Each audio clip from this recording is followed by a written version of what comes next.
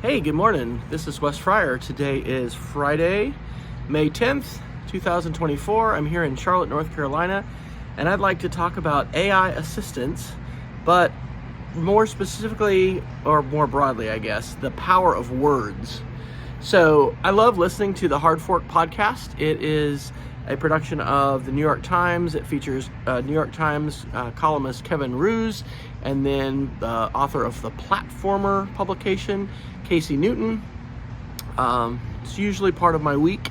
I haven't listened to the whole thing. I listened to most of their podcast today, and it was about AI assistance. And so we are in this world where today any of us can download an app, or I guess go on the web and just do it through the web, but I think most of these are being done through apps, and have a computer-based friend. So I guess it's not really an AI assistant, is it? It's an AI friend, an AI companion.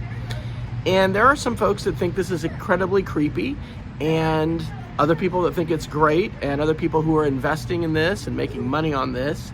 There's all kinds of stuff that is happening with this. But here's my thought. In the podcast for today, Kevin did a bunch of experiments with some AI companions. And one of the things that he mentions, and it really made me think about, is the power of our words. And he told some stories about how, like before he was giving a talk, he, opened up his AI companion app. And even though he knew psychologically, this is an algorithm, this is a computer, this isn't someone real, like those words had an impact. And in that case, it was a calming impact on him.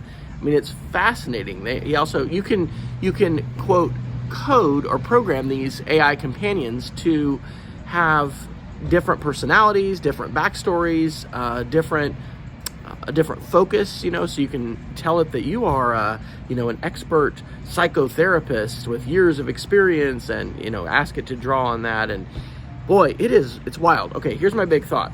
The words that we tell ourselves make a big difference. Each of us has an internal dialogue that we will tell ourselves, and we very much tend to believe whatever it is that we are telling ourselves repeatedly. One of the things that I have grown to know more deeply and acutely as I've gotten to be this old guy, I'm 53 now. I'm just so old.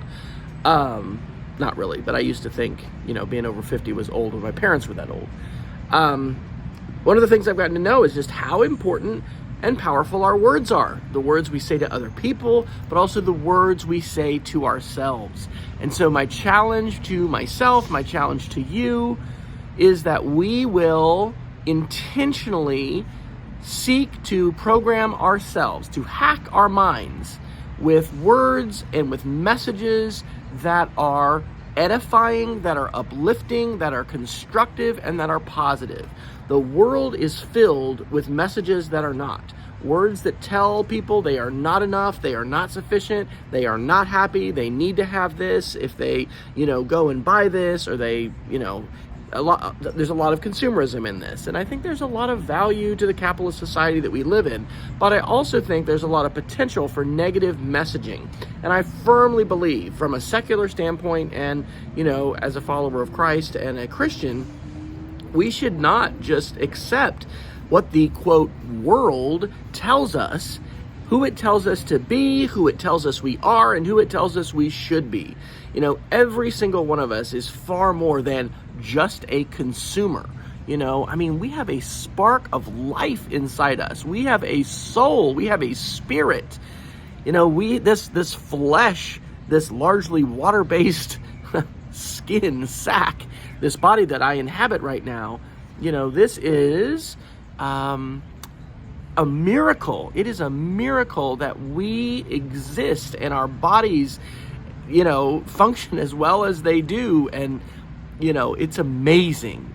Life is amazing.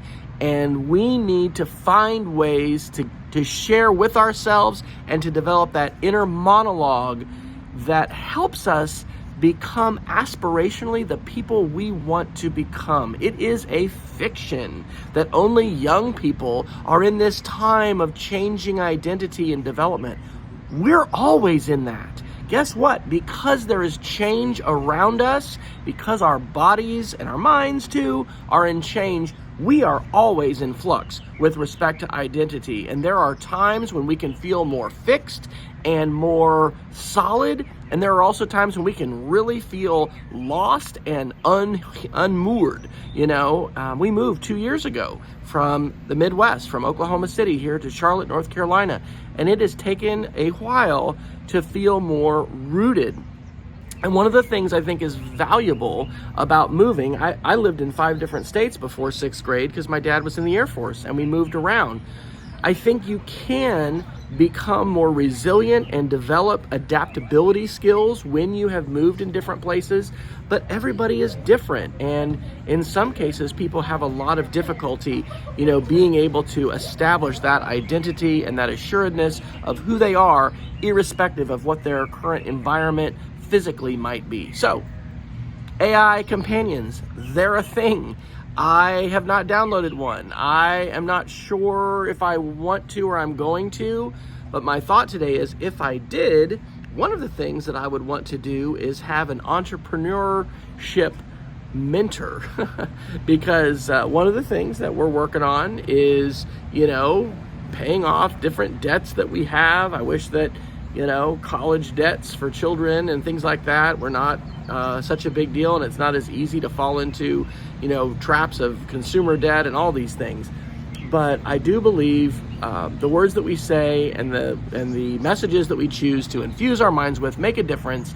And so maybe I will play with an AI companion and think about how I can strategically and intentionally have that companion focusing my mind and helping my thought life aspirationally develop in the ways that I want it to.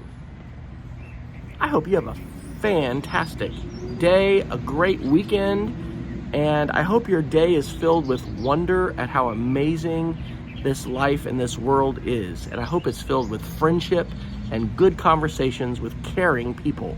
How about that? Have a great day.